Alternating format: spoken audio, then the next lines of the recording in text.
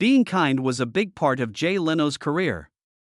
Funny jokes, strong family values, and a faithful husband. But for 40 years, people talked about him. A relationship that may have ruined everything. Leno never admitted it at all. Now that he's 75 and taking care of his wife with dementia, he's revising his story. There was some truth to the rumor. He says his memoir will tell Hollywood things that will stun them. The confession is about someone who meant more to him than anybody else knew. America's favorite host had a secret worth millions. In New Rochelle, New York, on April 28, 1950, Jay Leno was born. There were two quite different sounds in his house. Catherine, his mother, was from Scotland and sung lullabies with a strong accent a lot. Angelo, his father, worked in insurance and was always in a hurry to conclude deals. Catherine moved to the U.S. by herself when she was 11 years old. When she got there, she didn't know any English, but she had promised herself that her kids would learn how to work hard. Angelo once drove through 3 states in one day only to meet his sales goal. Their house was full of stories and songs at night. Jay, who was young, sat at the table and listened carefully. He could recite his father's whole sales spiel by the time he was 7, and he would do it for the youngsters in the neighborhood. He even utilized fraudulent insurance charts and made a little bit of money doing that. He learned early on that being amusing and working hard may both get you something. He also made up his mind that he would never only get one paycheck. Jay had a hard time in school. The teachers believed he was slow. He had trouble reading and often jumbled up words. He didn't realize it then, but he had dyslexia.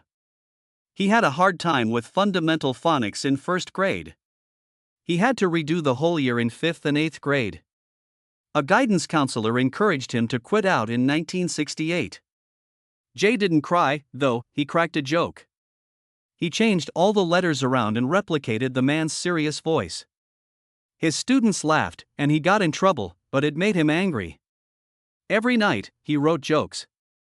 He filled up whole notebooks and made himself read them backward, thinking it would benefit his brain. When he was 17, he snuck into the school's announcement booth and aired a false weather report that warned of teacher layoffs. He was suspended for 3 days, but the prank became a legend at school. Jay also realized that his reading impairment might be used as a weapon in comedy. Jay obtained a job at Tony's Pizza in Andover when he was 14. He made $1.25 an hour.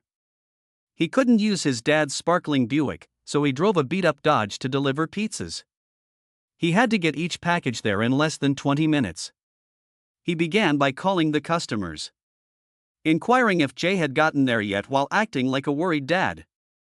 They would be waiting at the door that way. It made everything go faster. He prepared his punchlines in the rearview mirror while driving. He gave each joke a score on a clipboard that had pizza grease on it. He came to a college party with 2 pizzas in February 1966, during a snowfall. He wanted to trade them for 5 minutes on stage. He made a joke about snow chains and anchovies. "Can I please have the key to the bathroom?"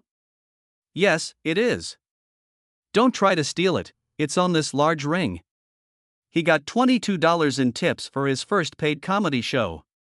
Tony wasn't happy and told him to quit changing the menu. Leno, the funny guy with a pelican face. But Jay couldn't get that moment out of his head. Jay also entered a talent event at the local YMCA in 1964. He tried to be like Rodney Dangerfield, his hero. He also applied cold cream on his face to make it look like Rodney's face was perspiration. But when a stage light hit him, the cream made him appear like a fool. People assumed he was making fun of Rodney and started booing. Jay got scared and fled off stage, destroying the sound system and knocking over the microphone. He had borrowed $5 from his brother Patrick to get in, but now he had to give it back. That night, he played the sound of the liquor 47 times in a row. He told himself he would only keep going if he could come up with his own ideas. In 1969, Jay was accepted to Emerson College in Boston. The founder felt awful about his dyslexia, so they let him in. He picked speech therapy as his major, but he didn't go to class very often. He went to a modest open mic at a strip mall cafe every night. Another comic copied one of Jay's jokes about a Scottish French teacher on November 12, 1969. Jay was so mad that he jumped on stage and fought the guy outside. People in the crowd started chanting, "Read him his vowels." The police on campus came, but they didn't arrest anyone. Jay broke a front tooth during the battle, which gave him the chin-forward expression that became a part of his persona. The school said they would kick him out, but Jay said he would form an official comedy club instead. That club is still around now. Jay moved to Los Angeles after graduating in 1973. He only had $350 and a rusted Chevy. He slept on Tim Thomerson's couch with another comedian and only got to perform at 2 a.m. for free. Mitzi Shore, who owned the Comedy Store, didn't like how clean-cut he looked and banned him for 6 months. Jay had to do comedy at a topless lounge inside the Aladdin Casino for $40 a night and act at pizza shops to make ends meet. David Letterman helped him get back into the Comedy Store in 1974, but Jay never forgot how Mitzi treated him and refused to perform there for years. Jay's first appearance on The Tonight Show was on March 2, 1975. He was supposed to have 5 minutes, but Johnny Carson urged the band to hold off and cut Jay down to 3. Jay was upset and fought with Carson backstage. Carson told him not to push it.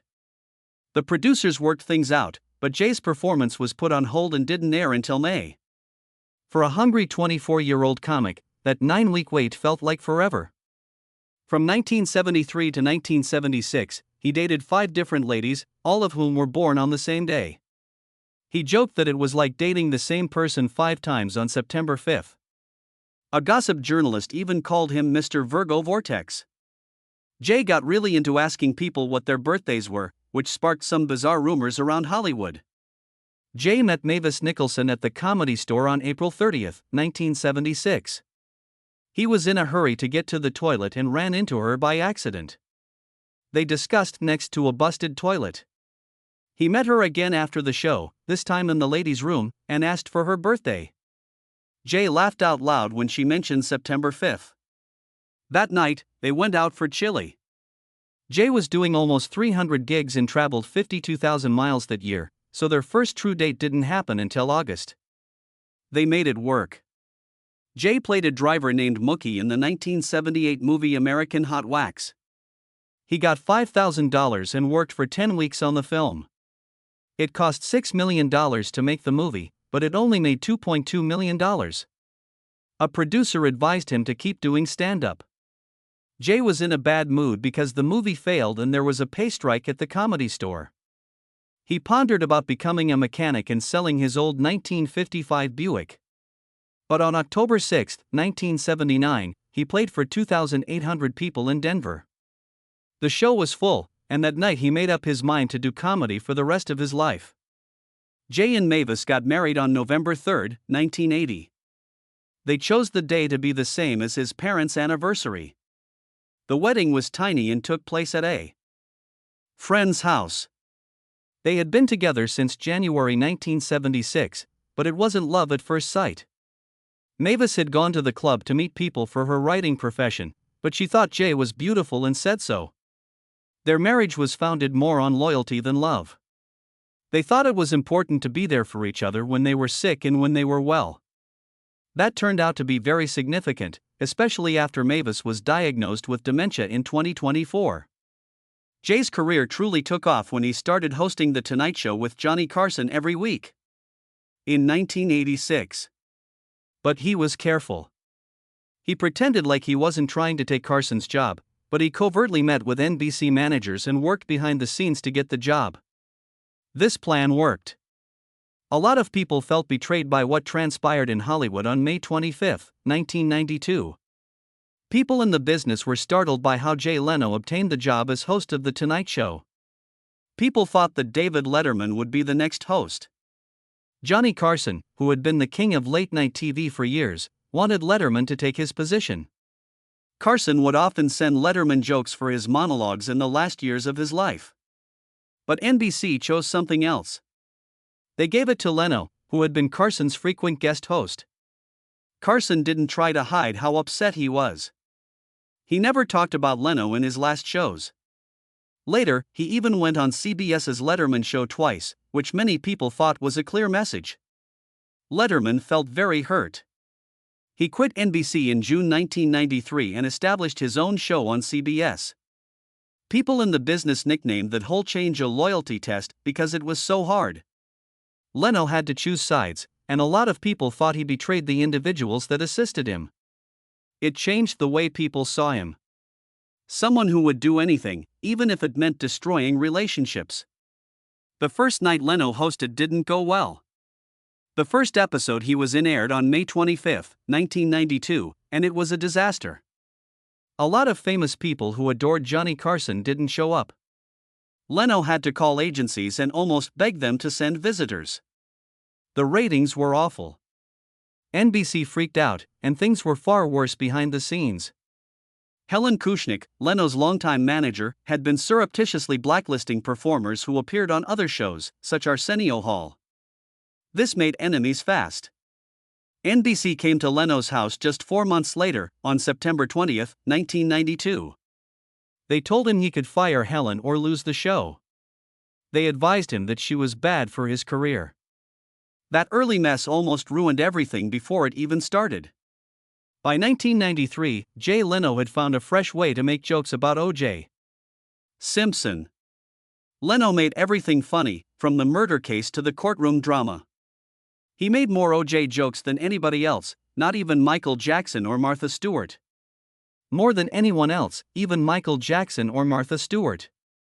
He made a weird dance performance called the Dancing Itos, which had people costumed up as Judge Lance Ito. He also made fun of the murder case by using the Gilligan's Island theme. David Letterman didn't make any jokes about it because he thought it was too serious.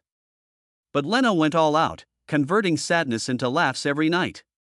Some folks believed it was too much. They believed he had gone too far by making jokes about death. But the ratings went higher. That success cost something. People who didn't like it said that late-night comedy had become mean. Something unexpected preserved Leno's reputation in July 1995. Hugh Grant was taken into custody for being with a prostitute named Devine Brown. There was a lot of talk about it. Grant still went on The Tonight Show, though. He left alone on July 10. No one to handle him or twirl him. Leno stared him in the eye and said, "What the hell were you thinking?" Grant didn't avoid the question. He said he made a big mistake. That night, the show got a lot of viewers. Later, Leno told his wife that he felt bad for making fun of Grant's disgrace. But it worked. People liked how honest it was. Leno had already made a painful choice just a few months before that, in September 1992. He let go of Helen Kushnick, the lady who had helped him get to the top for 17 years. NBC made him do it. She had been blackballing stars, therefore it was too dangerous to keep her. As soon as she got out, she sued. The fight was not pretty. But by 1999, Leno's program was drawing 5 million viewers per night and topping Letterman in the ratings. That firing showed the world how far Leno will go to stay on top. In 2004, NBC made a significant announcement. They said Conan O'Brien would take over The Tonight Show in 2009. It sounded like a nice idea, but secretly, Leno was setting something else up. While telling everyone he supported Conan, Leno was negotiating agreements with NBC for a new show at 10 p.m. That meant his show would air directly before Conan's, drawing away viewers. People were stunned.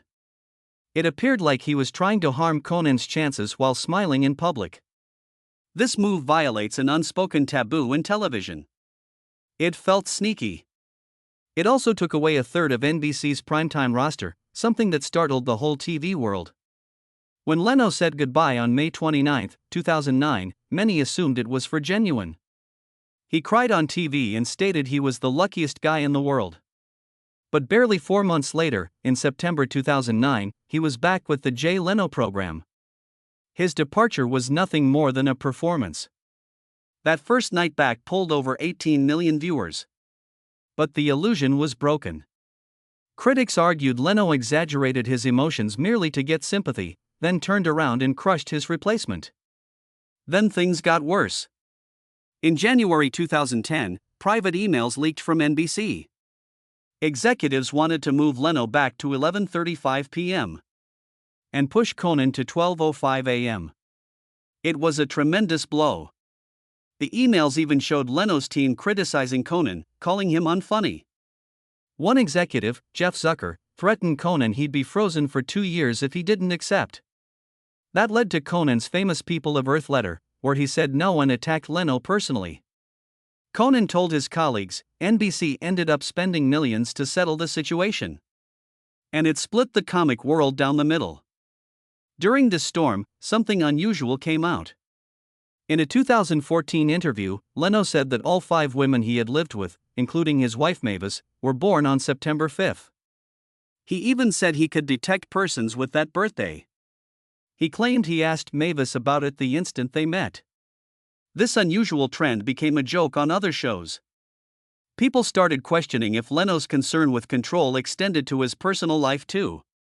Back in 2006, Leno dragged someone to court for stealing his jokes. He sued Judith Brown, a book publisher, for using his material. The dispute was concluded in 2008, but something unexpected happened along the way. Other comedians accused Leno of taking jokes himself. It showed a darker side of humor, where copying jokes was more widespread than fans thought. Leno said he intended to defend joke writing as an art form, but not everyone believed him. The lawsuit cost nearly $1 million and made people doubt his reputation as a good guy. In 2015, Conan himself was sued in a similar case, and he settled in 2019. After all the controversy, Leno returned to The Tonight Show in March 2010. But things were different now. The ratings were going down by July 2010. His average number of viewers went from 537 million to roughly 4.4 million. The people watching also got older. The typical age went up to 56, which is more than 10 years older than Conan's crowd. Leno's rating dropped from 1.5 to 1.15 in the important 18 to 49 age category. He was still ahead of Letterman, but he had lost his energy. He attracted 4.99 million viewers in his last week in February 2014, which was the most since 2010.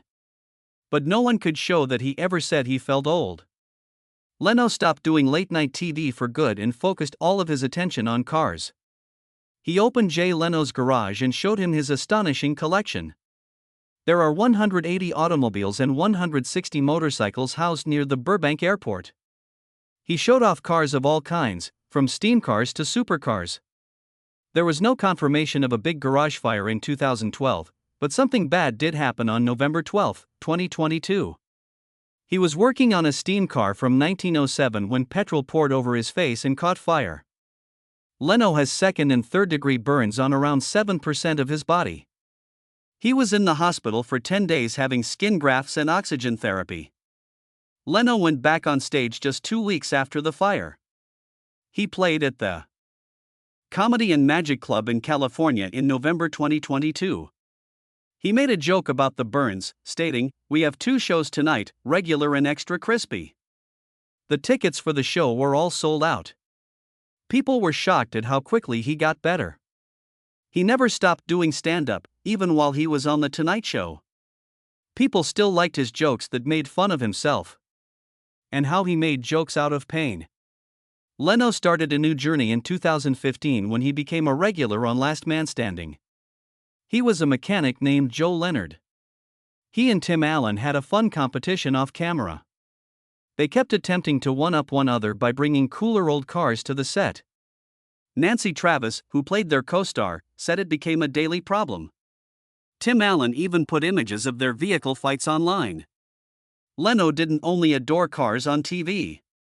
It was clear in everything he did, even on stage. Jay Leno was working on a really ancient automobile from 1907 in his Burbank garage on November 12, 2022. The White Motor Company developed it as steam-powered automobile. He urged a friend to blow air through it while he was lying under it, trying to free a clogged fuel line. But all of a sudden, gas burst out. The pilot light set it on fire a second later. Before Jay could move, the flames reached his face. He got burned on 7% of his body. His hands, chest, and especially his face were seriously burned. The physicians reported that the burns on his face were third degree. They even utilized chunks of skin from dead people to help him get better. He stayed in the Grossman Burn Center for 10 days, where he underwent special oxygen treatments every day. Jay walked on stage again just days after leaving the hospital and told the audience, "We have 2 shows tonight, regular and extra crispy." Everyone chuckled, but he was still in a lot of pain. Then there was another accident. He was 72 years old.